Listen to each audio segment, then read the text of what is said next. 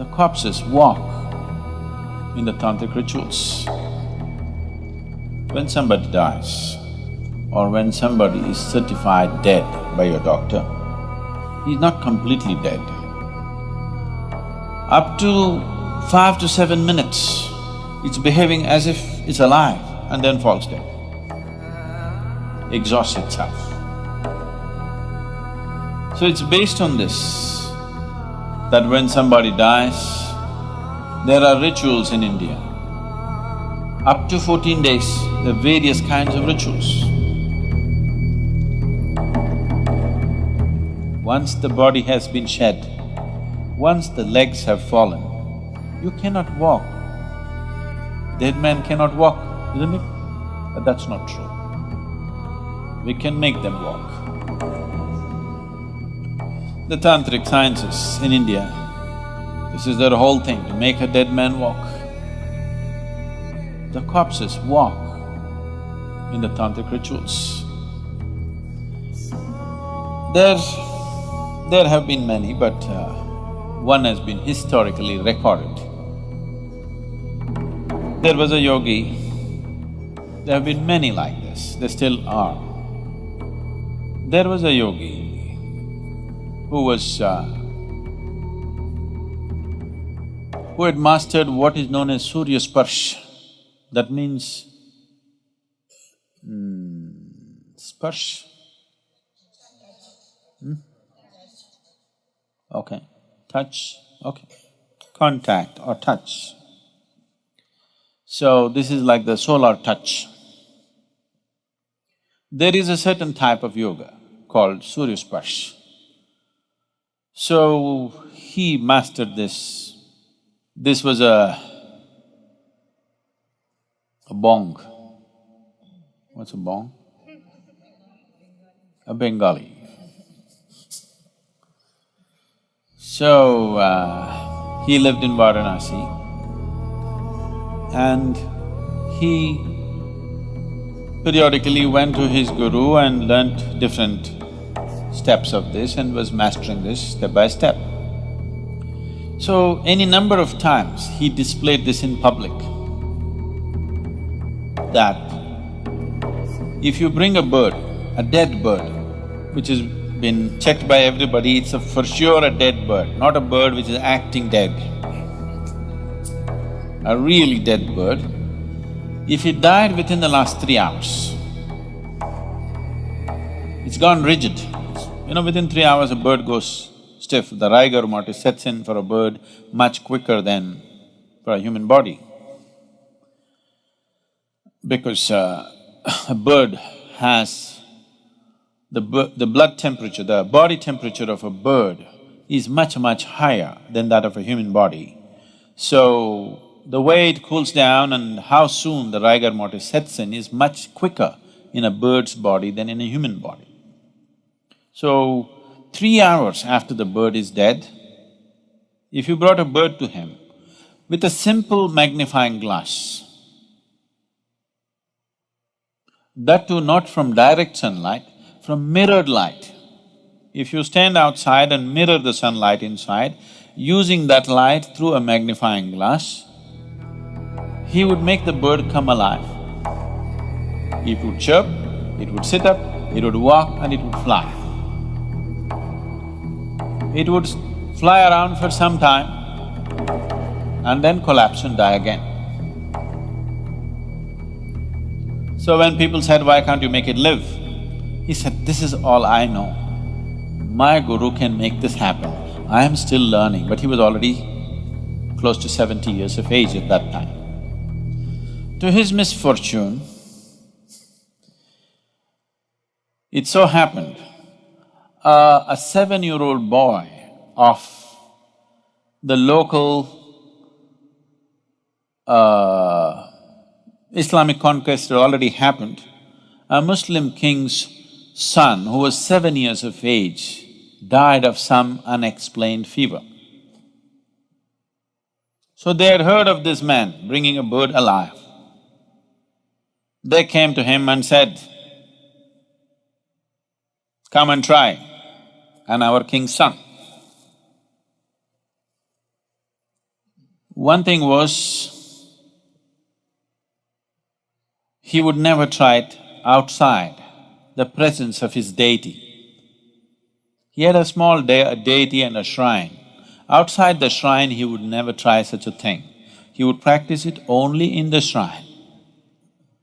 He said, I will not do such things outside the view of my deity. They have no value for the deity because according to them it's idolatry. It's an energy form that he's created and with that he works. They said, this deity, God damn it, we'll take it. We'll take it to the palace. He said, no, it cannot be moved. He said, it can be moved. And they just picked it up. He cried, don't do this. And when they picked it up and this was happening, they were trying to drag him, he said, I'm not going to come. I will not do it. I am not going to do this. He got angry when they picked up the deity and taking it out like it's some kind of a toy. He said, I'm not going to bring your king's son to life. Even if I could, I cannot, but even if I could, I will not do it. Then they held him by the hair and dragged him to the king and he said, I'm not going to do it. So they butchered him right there. And in the process of doing all this, they dropped the deity and it broke. So he had a few disciples to whom he was imparting this. It died with them, everything. But this has been clearly recorded by very responsible people that actually any number of times he did this, that he would make a dead bird which is dead for over 3 hours to actually get up and fly for a substantial period of time, that is more than an hour's time. And he repeatedly said, my guru can make this bird live for its full length of life, whatever that is. And my guru can even do it to a human being. There have been any number of such people. There was another yogi in South India. So usually they don't… This is a kind of a fringe yogi, this bird yogi. This is a fringe yogi, this is not the mainstream. This is a mainstream yogi. So people were coming to him for blessings and things were happening around him so much. He lived in Karnataka, in south-western Karnataka or south, somewhere near Kollegal. And people were gathering around him. One day it so happened, a young boy who died. The parents brought this boy and cried their hearts out. So, he looked at their plight and probably he sensed that the boy need not have died, it's more accidental in nature. So he dipped his finger, there was a lamp like this next to him. It is generally there, almost every yogi who is into certain kind of process will have a lamp burning next to him, an oil lamp. So, he dipped his finger into the oil and put it into the dead boy's mouth.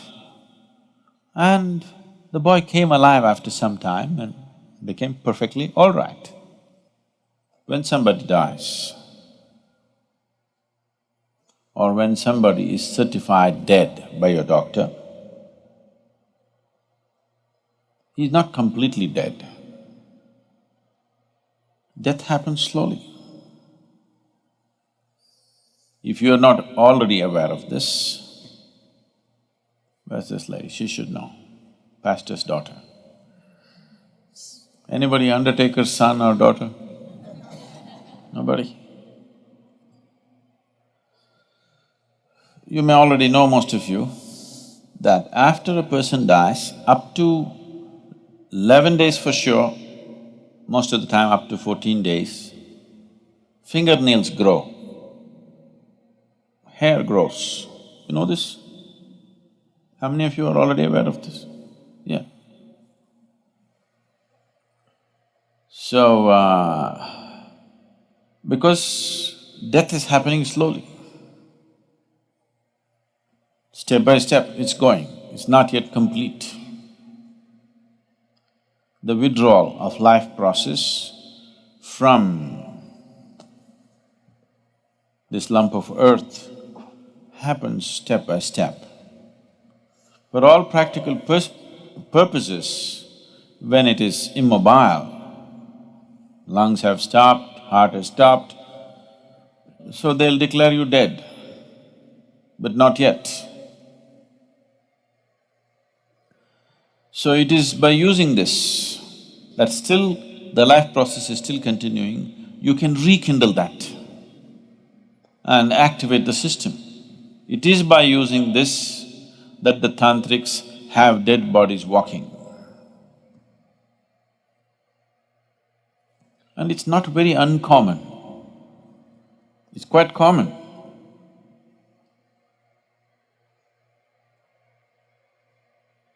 And sometimes, they will be working upon this when the cremation is on. There have been many instances, I have not personally seen, but I know people who have no reason to lie about it and they will not. Such people have actually seen a burning body getting up and walking.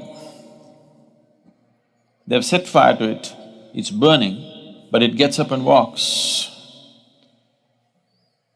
Because at that moment when the burning begins from outside, the life process retreats and there's a concentrated spaces where life is happening more intensely at that moment. They make use of that and rekindle the system in such a way that suddenly it gets up and walks. Up to 5 to 7 minutes, it's behaving as if it's alive and then falls dead, exhausts itself. So it's based on this that when somebody dies, there are rituals in India. Up to 14 days, there are various kinds of rituals. Unfortunately, these rituals have mostly lost the knowledge behind that, the power behind that has been lost, and people are just doing things like for livelihood somebody is doing it, or just for the sake of doing it, they're doing it. Very few people truly understand the significance of what it is. Because life energies recede slowly, they've gotten so deep into this, every cell in the body, it doesn't just go poof like this. Functionally it may die, but totally it does not die, it dies slowly. So we want to hasten that process. We don't want somebody to die slowly. Dying slowly can be torturous, isn't it? Dying slowly is torturous or no? So it can be torturous. So we want him to leave quickly. After he dies, first thing is to tie the toes together. You know this? You still do it or no? Tie the toes together, because if you do not tie the toes together, from the lower end of the body, it will start imbibing life. It wants to live, because all the cells in the body are not dead.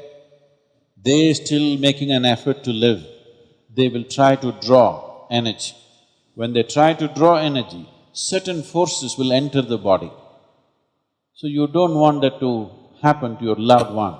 So the moment he dies, you tie the toes. Now, no external support, he will go much more quickly. And the next thing is, you wash him up with water.